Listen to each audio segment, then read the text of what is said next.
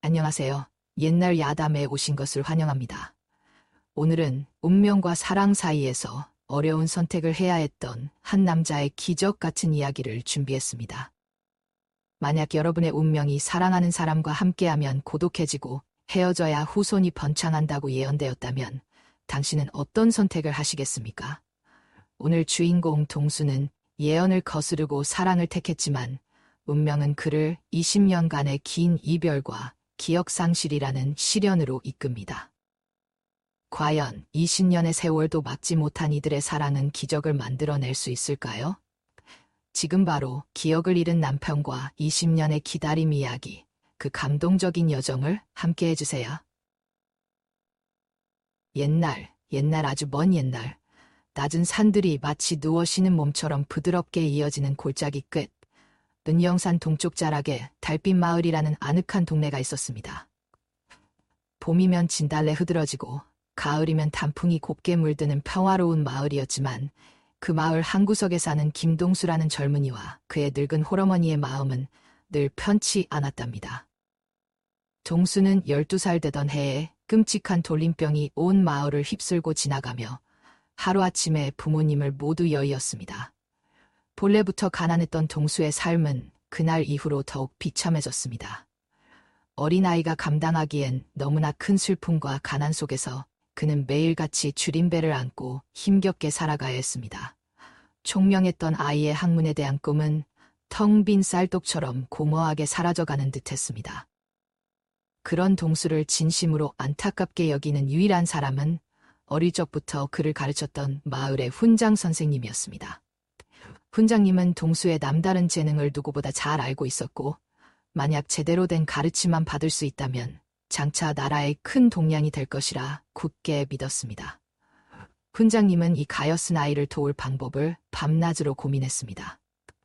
해박한 풍수지리 지식을 가진 그는 이제 동수의 부모님을 좋은 곳에 모셔주는 것이 자신이 해줄 수 있는 최선이라 생각하고 수년 동안 길지를 헤맸습니다. 마침내 어느 날 그는 조용하고 아늑한 언덕 위에서 명당 자리를 발견했습니다. 자망 좋은들을 부러 보이지 말씀을 선사하면서 동수야, 여기가 바로 하늘이 내린 길지란다. 이곳에 부모님의 묘를 쓰면 그 응덕으로 너의 후손들이 조정에 나아가 삼정성과 육판서를 지내며 가문을 빛낼 것이다. 하지만 훈장님은 중요한 조건을 덧붙이는 것을 잊지 않았습니다. 허나 한 가지 중요한 조건이 있다. 너는 반드시 늦게, 아주 늦게 혼인을 해야만 한다. 큰 공을 세우고 난 뒤에야 대피를 맞아야 한다는 말이다. 만약 그러지 않고 일찍 혼인하게 되면 그 복을 온전히 누리지 못하고 평생을 외로움과 이별의 고통 속에서 살게 될 수도 있다. 그때 아직 어리고 그저 굶주림에서 벗어나 마음껏 글 공부를 하고 싶다는 생각뿐이었던 동수는 주저없이 고개를 끄덕였습니다. 스승님, 저를 이리 보살펴 주시니 그 은혜가 하늘과 같습니다. 스승님의 가르침을 평생 잊지 않고 따르겠습니다. 훈장 선생님은 그 후 자신의 쌈짓돈을 털어 사람을 사서 동수가 부모님의 장례를 정성껏 치르고 계지에 모실 수 있도록 도와주었습니다. 세월은 흘러 동수는 훤칠하고 총명한 청년으로 성장했습니다.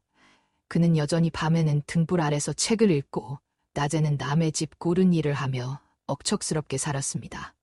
그러던 어느 날 그의 옆집에 작은 초가로 새로운 식구가 이사왔습니다.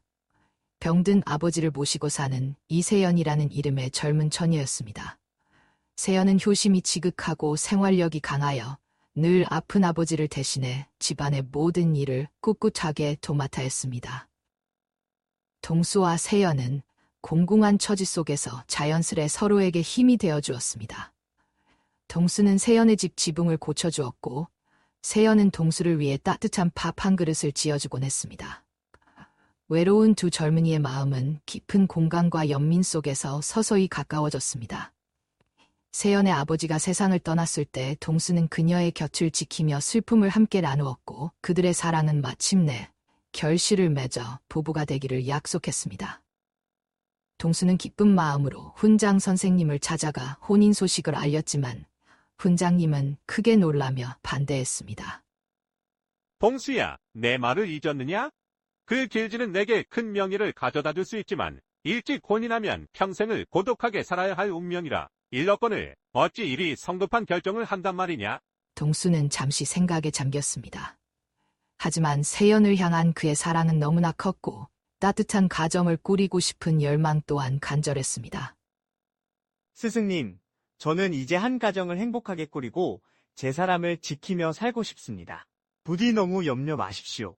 착하게 살고 부지런히 노력하면 운명 또한 바꿀 수 있다고 믿습니다. 그리고 만약 제 덕에 제 후손들이 복을 누리게 된다면 그것 또한 나쁘지 않은 삶이 아니겠습니까? 훈장 선생님은 동수의 굳은 결심을 꺾을 수 없었고 한 달 뒤 동수와 세연은 마침내 부부가 됩니다. 두 부부는 세연의 작은 초가집에서 행복한 나날을 보냈습니다. 동수는 아내에게 훈장님의 예언에 대해 모두 털어놓았지만 두 사람은 서로에 대한 사랑과 굳은 의지로 어떤 시련이라도 이겨낼 수 있으리라 믿었습니다. 그러나 운명은 언제나 사람의 뜻대로만 움직이지는 않는 법이었습니다. 혼인한 지 한 달이 지난 어느 비바람 몰아치는 밤, 동수가 사랑방에서 책을 읽고 있는데 마당에서 이상한 소리가 들렸습니다. 도둑이라 생각한 그는 문을 열고 밖으로 나섰지만 그 순간 거대한 산사태와 함께 밀려든 흙탕물에 휩쓸리고 말았습니다. 동수는 거센 물살에 휩쓸려 큰 바위에 머리를 부딪히고는 그만 정신을 잃었습니다. 다행히 동수는 깊은 산속에서 약초를 캐며 사는 마음씨 좋은 노부부에게 발견되어 목숨을 건졌습니다. 하지만 그가 깨어났을 때 그는 모든 기억을 잃어버린 상태였습니다. 자신이 누구인지 어디서 왔는지 아무것도 기억하지 못했습니다. 약초꾼 노부부는 그런 그를 자식처럼 거두어 보살폈고 동수는 그들과 함께 살며 꼬박 20년이라는 긴 세월 동안 과거에 대한 아무런 기억도 없이 약초꾼으로 살아갔습니다. 한편 남편이 사라진 지 얼마 지나지 않아 세연은 자신이 임신했다는 사실을 알게 되었습니다. 그녀는 늠름하고 총명한 쌍둥이 아들을 낳았습니다. 남편 없이 홀로 두 아이를 키우는 것은 실로 고된 일이었지만 세연은 마을 사람들의 작은 도움과 자신의 굳센 의지로 모든 역경을 이겨냈습니다. 두 아들은 건강하고 지혜로우며 부지런한 청년으로 성장했고 20살이 되던 해에 나란히 과거에 급제하는 큰 영광을 안았습니다. 이는 가문과 마을 전체의 큰 경사였고 세연은 며칠 동안이나 계속되는 큰 잔치를 열어 기쁨을 나누었습니다.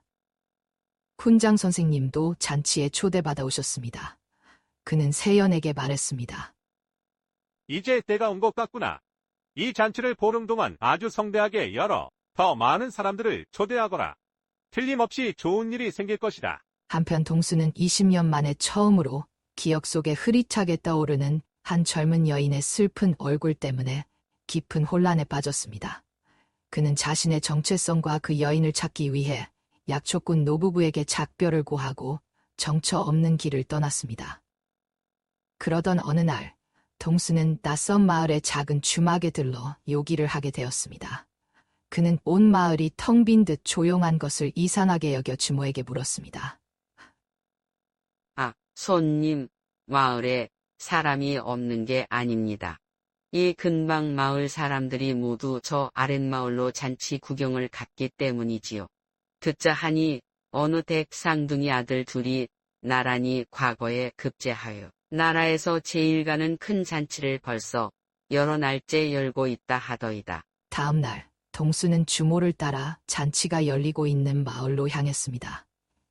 그곳은 바로 그가 떠나왔던 고향 마을이었고 잔치는 세연과 두 아들의 집에서 열리고 있었습니다. 동수는 마당 한 구석에 조용히 앉아 사람들을 구경했습니다. 바로 그때 손님들에게 인사를 하러 마당을 돌던 훈장 선생님이 그를 발견했습니다. 비록 20년의 세월에 동수의 모습은 많이 변했지만 스승은 제자를 한눈에 알아보았습니다. 동수야, 동수야, 자네가 마침내 돌아왔구나. 훈장 선생님은 감격에 겨워 외쳤습니다. 동수는 깜짝 놀라 되물었습니다. 어르신, 저를 아십니까? 훈장 선생님은 몇 마디 더 말을 건네보았지만 동수는 아무것도 기억하지 못했습니다.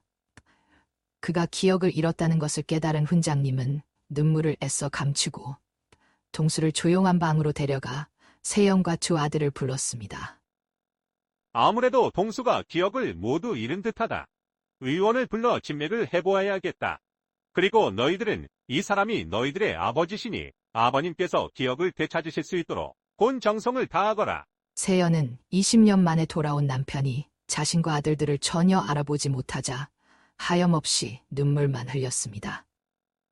바로 그 순간 동수가 옷고름으로 눈물을 닦는 세연의 슬픈 얼굴을 바라보자 갑자기 가슴속에서 무언가 뜨거운 것이 치밀어 올랐습니다. 기억의 파편 속에 있던 그 슬픈 여인의 얼굴이 바로 눈앞에 세연과 겹쳐졌습니다. 그의 심장이 터질 듯 뛰었고 코끝이 찡해지며 저도 모르게 눈물이 흘러내렸습니다. 그는 세연을 바라보며 나지막이 말했습니다. 세연아, 그동안 잘 지냈소? 내가 너무 늦게 돌아와서 정말 미안하오. 세연의 슬픔 어린 얼굴을 본 순간 동수의 모든 기억이 완벽하게 돌아온 것이었습니다. 동수와 세연은 더 이상 아무런 설명도 필요 없이 서로를 부둥켜 안았습니다. 김동수는 마침내 그토록 그리워하던 가족의 품으로 무사히 돌아왔습니다. 그의 남은 생은 세연과 함께하는 행복과 늠름하게 성장한 아들들, 그리고 귀여운 손주들의 재롱으로 가득 찼습니다. 훗날 동수의 두 아들은 모두 조정에서 높은 벼슬을 지내며 가문을 빛냈고 그 후손들 또한 대대로 중요한 관직에 오르니 훈장 선생님의 길지에 대한 예언이 틀리지 않았음을 증명했습니다. 또한 동수는 자신을 20년간 돌봐준 약초꾼 노부부의 은혜를 잊지 않았습니다. 그는 노부부가 늙고 병들어 더 이상 약초를 캐러 다닐 수 없게 되자 그들을 자신의 집으로 모셔와 친부모처럼 극진히 봉양했습니다. 12살에 부모를 모두 잃었던 고아 김동수는 이제 그 누구보다도 크고 행복한 대가족을 이루게 되었습니다. 이 이야기는 진정한 가족이란 핏줄로만 이어지는 것이 아니라 서로를 아끼고 보살피는 따뜻한 마음과 정으로도 이루어질 수 있음을 우리에게 보여주고 있습니다. 네, 이렇게 동수는 20년이라는 긴 세월을 돌고 돌아 마침내 기억을 되찾고 사랑하는 가족의 품으로 돌아왔습니다. 운명을 거스른 그의 선택이 결국에는 자신과 후손 모두에게 더 큰 행복과 가족을 선물했네요. 정말 감동적인 결말이죠?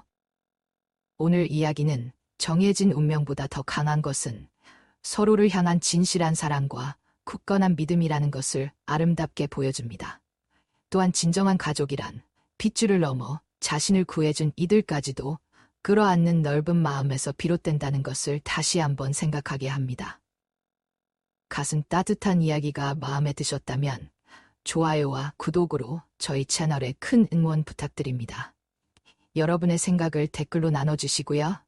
다음에 또 아름다운 이야기로 찾아뵙겠습니다. 감사합니다.